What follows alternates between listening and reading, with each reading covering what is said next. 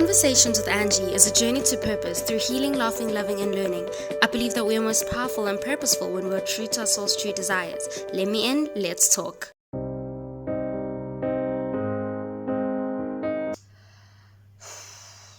A letter to my late mother. Dear good sis, I feel like we would have been at that stage of friendship if you were still alive.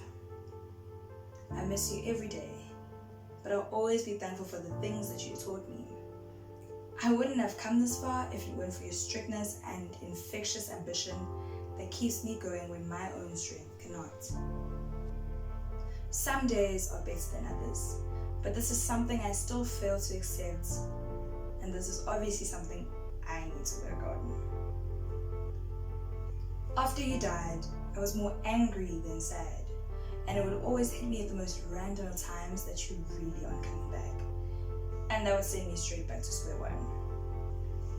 But I'm still here, still breathing, because I know you were a fierce prayer warrior, and that keeps me going.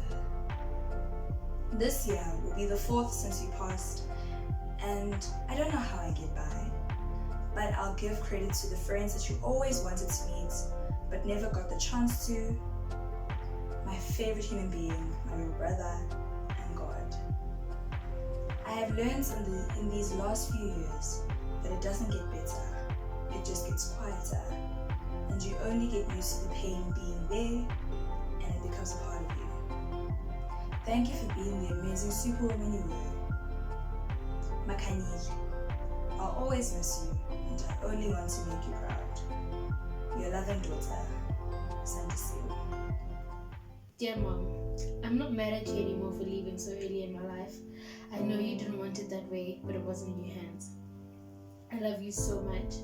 I see you in me each time I look at myself in the mirror. That hurts sometimes, but on good days, I'm really proud of how much I resemble you in body and in spirit. Thank you for raising me the way you did. Thank you for opening my eyes to so many things at a young age. At the time, I didn't understand, but it all makes sense now.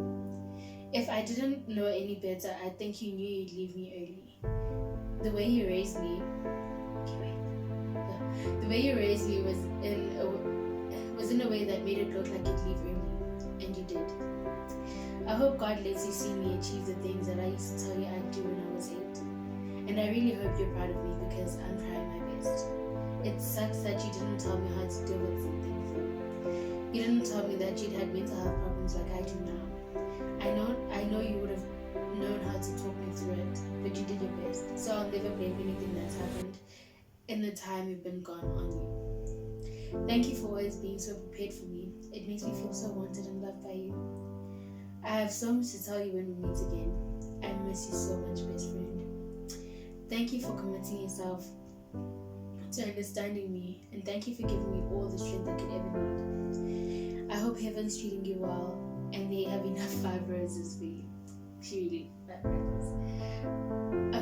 I will cherish you forever, and I carry you in my spirit every day. Please carry on being my guide. You're doing a stunning job. I love you so, so much, Makam.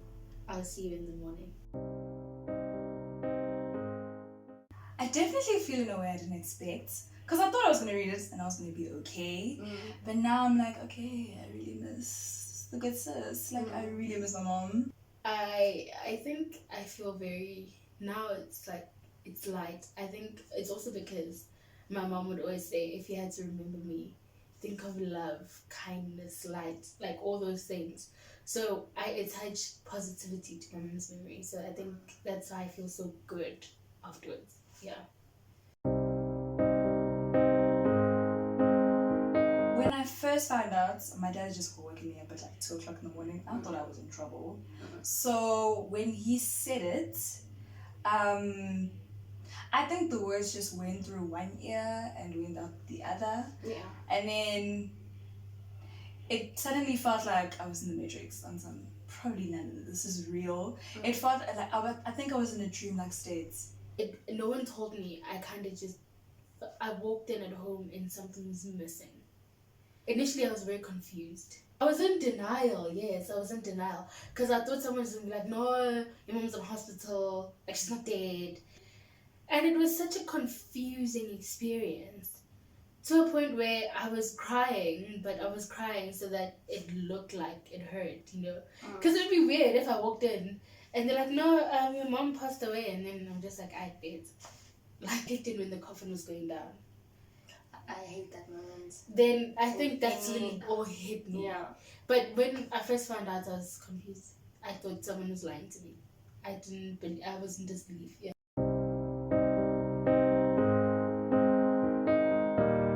Definitely. Like, I think I wouldn't have made it through that week without my brother. We probably wouldn't have made it through the funeral either. Because basically, I think we thugged it out, but at least we thugged it out together. And then if we were angry, we were both angry. And it's like, okay, dude, no, I'm angry. Spider-Man did this and nothing's working out.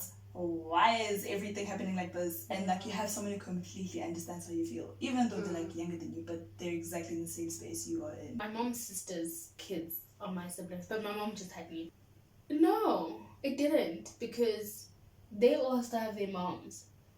So in as much as they can be there and support you, they don't know how it feels for their mom to die.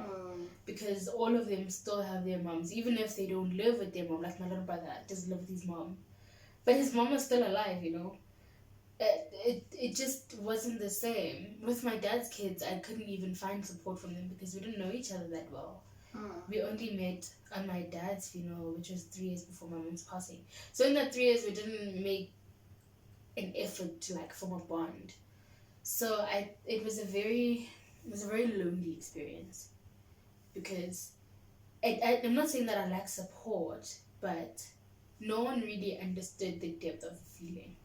And I didn't know anyone, like all my friends still had their moms. So I couldn't go to a friend and be like, hey, how does it feel? How do I deal with this? It was a very lonely experience, yeah.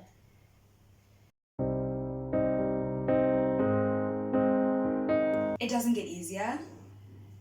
The silence just becomes less, what's the word? I think the pain just stops being loud, it just becomes silence, and that's how it just shows itself that it's there. And we're all, okay, not necessarily all of us, but everyone who's gone through loss, we all know how you feel, even though we all feel about it differently. You basically learn to live with it. It's not like I can give you words of motivation and be like, no, it'll get better. It really doesn't. But then everyone has their own specific way of dealing with things. And if the way you're dealing with it is still keeping you alive and still keeping you breathing, then you're totally fine. Don't listen to what anyone else tells you. I think I'd say it's not the end of the world. It feels like it is, but it's not the end of the world. It's actually, you find yourself. You become your own person. It's painful. I think it's the most painful thing I've had to live through. And it doesn't get better. There's going to be days where my mom died. It's 8 years this December. But I still break down and cry because my mom is gone. We deal with things differently, but I think it's important to allow yourself to feel.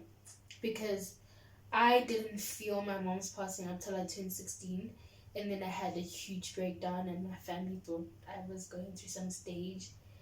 And I think that's when I actually got depression, because I didn't deal with these things I was supposed to deal with until I was like 16. So I'd honestly just say deal with it. And not in a bad way, like deal with it, but like live through it, feel the emotions.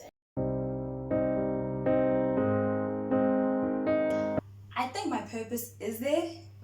And I find it in the little things in life.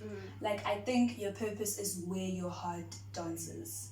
So if you find joy in cooking, maybe your purpose is to cook for the rest of your life. But then, for instance, like in terms of what I'm studying now is not what I wanted to study, but I happen to find something that I enjoy, and I think that I could do it for the rest of my life.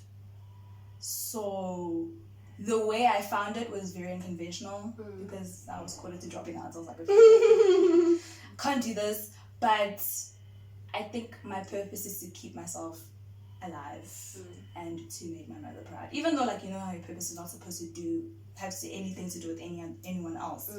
But I think she literally was on this earth to make sure my brother and I had everything. And I wouldn't want to let all her hard work go to waste. I have a general direction I'm going in. I know that one of my passions is numbers. So whenever I work, even though I like the creative space, it's going to have to do with numbers. I'm a very mathematical person. So I know that one day when I work, it's going to be in numbers. But outside of the workspace, like as a person, my second name means basically to give hope. And my first name means we were given. So I think it's in line with my name. I feel like I'm there to be a sister to someone, to be a friend, to give someone hope, because I've noticed as a trend that I have a lot of people just come to speak to me, even strangers, and they're like in the pits of despair. And then I never realized it until afterwards that I can speak life into situations and speak hope into situations. So I think when my mom made me, she had something, she knew, because also I was a ray of hope to her because she wanted kids and then she miscarried and then she had me. So I think I strive to just bring light into people's lives and hope and things like that. It's not my full purpose, but it's the clue I found. I would like to be remembered as someone who is just true to themselves.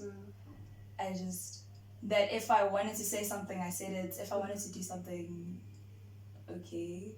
Like, I think I want to be known as a person who they just went through life and did their own thing. It's not like it's not like I want to be problematic or anything, but I also, as a person, want to know that if I'm gone, there are people I've helped that couldn't help themselves.